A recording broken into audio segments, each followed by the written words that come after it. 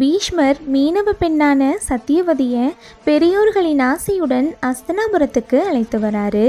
அங்கு சத்தியவதியை பார்த்த சாந்தனு மகாராஜா ரொம்பவே சந்தோஷப்படுறாரு. பிறகு பீஷ்மருடைய சபதத்தை கேட்டு ரொம்பவே வேதனைப்படுறாரு.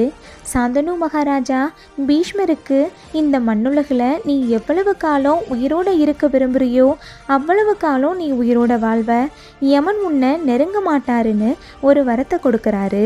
சாந்தனு மகாராஜாவுக்கும் சத்தியவதிக்கும் திருமணம் நடக்குது.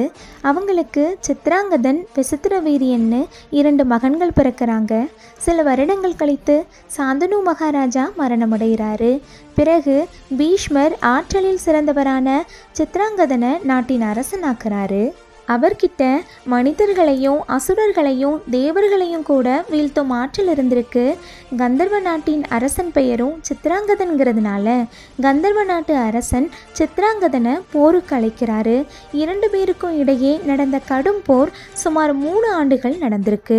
அப்போரில் சாந்தனு மகாராஜாவுடைய மகன் சித்ராங்கதன் இறந்துடுறாரு.